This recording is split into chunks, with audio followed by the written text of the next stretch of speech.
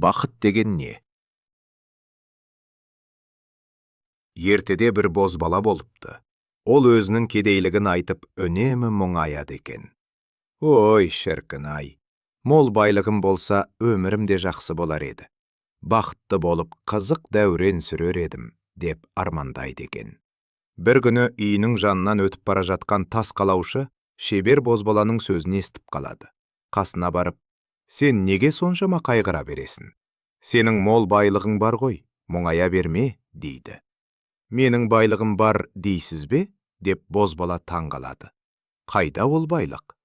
Қандай байлықты айтып тұрсыз өзіңіз?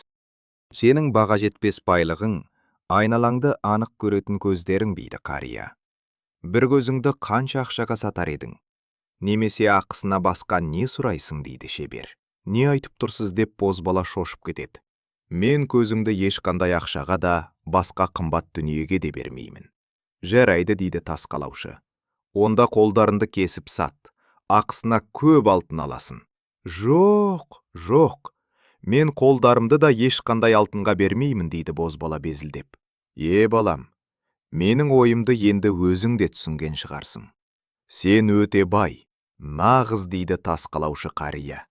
Бақытты адамсың, қайғыра берме. Көпті көрген мен сияқты қарттың сөзіне сен.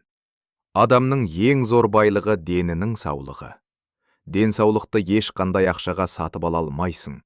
Дені сау адам ең бақытты адам, деп қария бара жатқан жолымен әр қарай жүріп кетіпті.